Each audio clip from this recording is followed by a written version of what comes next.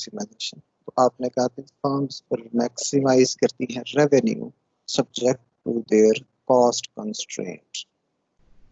फिर आपने कहा जी वो उसका तरीका ये वारदात ये है कि आप उसका लैग्रांज फंक्शन बनाते हैं और उस लैग्रांज फंक्शन पे फिर आप क्या कहते हैं उसके साइमल्टेनियस उसकी इक्वेशंस को सॉल्व करके एफओसीज को, तो आप वहाँ से डिमांड फंक्शन जनरेट करते हैं रेवेन्यू मैक्सिमाइजेशन अप्रोच का। ठीक है जी। और उस डिमांड फंक्शन को जो जनरेट होता है रेवेन्यू मैक्सिमाइजेशन अप्रोच से, उसे आप कहते हैं रेवेन्यू मैक्सिमाइजिंग इनपुट डिमांड। जब उसको आपने आउट प्रोडक्शन फंक्शन में वापस पुट करते हैं तो आपने उसे कहा जिसको आउटपुट सप्लाई फंक्शन कहते हैं। तो ये दो बातें आपने पिछली क्लास में पढ़ी। इसकी फिर मैंने आपको कहा कि जरा एक्सरसाइज करके मुझे भेजिए, वो आप लोगों ने करके भेजी है। वो बड़ा ही simple as I told earlier चीजें हैं कि किस तरह से revenue maximising input demand function बनती है और कैसे आउटपुट सप्लाई फंक्शन। सॉरी, आज की क्लास में हम उसी डिबेट को आगे बढ़ाएंगे और आज हम बात करेंगे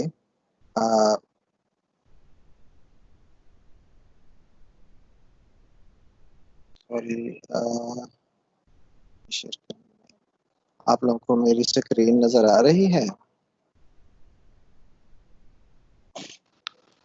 फिलहाल नहीं सर, लोड हो रही है। स्क्रीन शेयर हो रही है आपके साथ? Yes sir. जी सर, हो गई। तो आज हम एग्जैक्टली उसी पॉइंट आउटपुट सप्लाई फंक्शन की डेरिवेशन से आके चलते हैं। तो हम एक चीज आउटपुट सप्लाई फंक्शन से बनाते हैं जिसको हम कहते हैं रेवेन्यू फंक्शन। तो रेवेन्यू फंक्शन कैसे बनता है? जो आउटपुट सप्लाई फंक्शन आपने बनाया हो उसको आप रेवेन्यू इक्वेशन में पुट कर दें। रिमेंबर, आपकी रेवेन्यू इक्वेशन क्या होती है? R is equal to P Y. तो y की जगह पर आउटपुट सप्लाई फंक्शन अगर आप लिखते हैं तो आपका वो R is equal to P into that output supply function बन जाएगा और इस चीज को आप रेवेन्यू फंक्शन कहते हैं।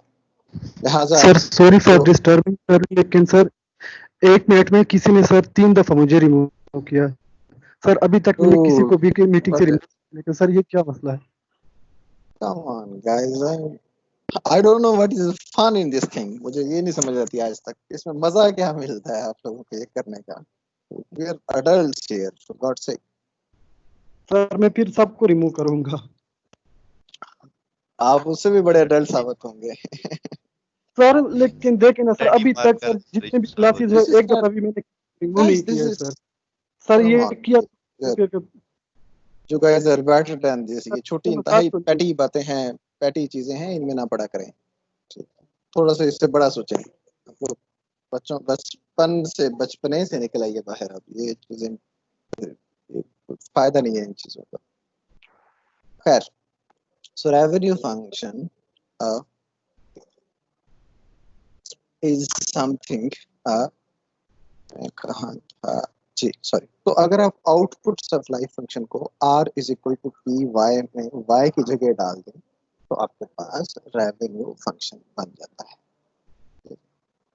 सो रेवेन्यू मैक्सिमाइजेशन अप्रोच में 3 चीजें ये जरा गौर से याद कर लीजिए, आपको बनानी आनी चाहिए।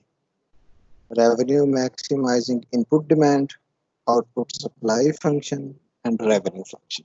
ये 3 चीजें आपको रेवेन्यू मैक्सिमाइजेशन अप्रोच में डिराइव करनी आनी चाहिए। अब हम आगे आ जाते हैं रेवेन्यू फंक्शन की प्रॉपर्टीज पे। तो रेवेन्यू फंक्शन की 3 प्रॉपर्टीज मैं आपको बता रहा हूँ आज। Revenue is decreasing in input prices, partial R और partial WI is less then 0। बड़ी ही इंट्यूटिव सादी सी बात है कि अगर इनपुट की प्राइस बढ़ जाएगी तो प्रोड्यूसर के लिए रेवेन्यू कम हो जाएगा। जाहिर है इसमें कुछ है। Revenue is decreasing in costs, partial R और partial C is less then 0।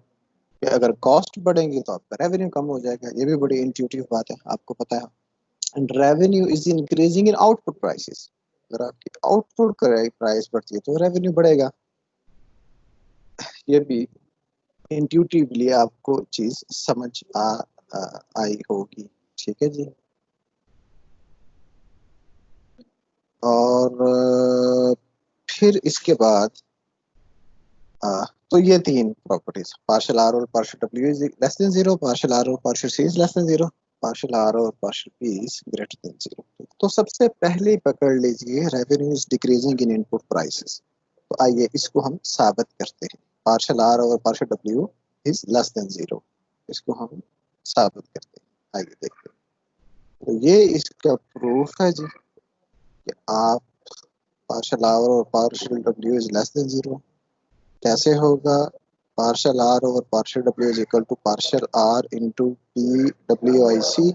उसके तीन कैरेक्टरिस्टिक हैं, output price, input price, cost, divided by partial W I. तो इक्वेशन 2 में लिखा हुआ है जी, अगर हम W1 किसी एक इनपुट के हिसाब से डेरिवेटिव ले दें, ठीक है, तो partial R over partial W1, ये इक्वेशन 2 में नजर आ रहा होगा आपको, इज इक्वल टू पी। तो वैसे का वैसे बाहर आ जाएगा क्योंकि प्राइस का ताल्लुक नहीं है डब्ल्यू से। तो अंदर बचता है partial Y over partial x1, partial x1 over partial W1।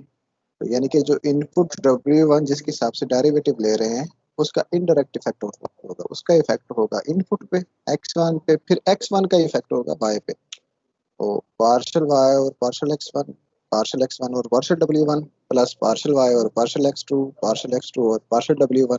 सो चलते चलते पार्शियल y और पार्शियल xn और पार्शियल W1। तो ये आपकी इक्वेशन 2 आप मैंने एक्सपेंड कर दिया, डेरिवेटिव उसका ले लिया W1 के हिसाब से, एक इनपुट की प्राइस के हिसाब से। एफओसी से हमें पता चलता है कि P जो हमने रेवेन्यू मैक्सिमाइजेशन की एफओसी ड्राइव की थी कि P F of I minus lambda W I is equal to zero. F of I अगर P यहाँ मल्टीप्लाई हो जाए उधर जाके डिवाइड हो जाएगा। एफ ऑफ आई क्या चीज होती थी जी? Partial Y over partial X I, ठीक है, marginal marginal utility of that input, marginal product of that input, ठीक है जी। तो आप F of I is equal to lambda W I over P आ गया। ये हमारे पास एफ सी से रेवेन्यू मैक्सिमाइजेशन की पढ़ा हुआ था। तो अगर हम एफ आई की जगह पे यानी कि पार्शियल वाई और पार्शियल एक्स वन जहाँ लिखा हुआ है इक्वेशन 2 में, उसकी जगह में ये वाली value lambda W I over P put करें तो हमारी इक्वेशन 2 क्या बन जाती है? पार्शियल आर और partial W1 is equal to P into lambda W1 over P partial X1 और partial 2 plus lambda W2 over P। तो इस तरह से हमने वो वाली चीज इसमें पुट कर दी, ठीक है। पुट करने के बाद आप देखें तो पूरी इक्वेशन में से लैम्डा ओवर P कॉमन निकलता है। तो आप लैम्डा ओवर P को कॉमन निकालें तो पीछे आपके पास इक्वेशन 3 जो बनी वो क्या बचता है? W1 partial X1 over partial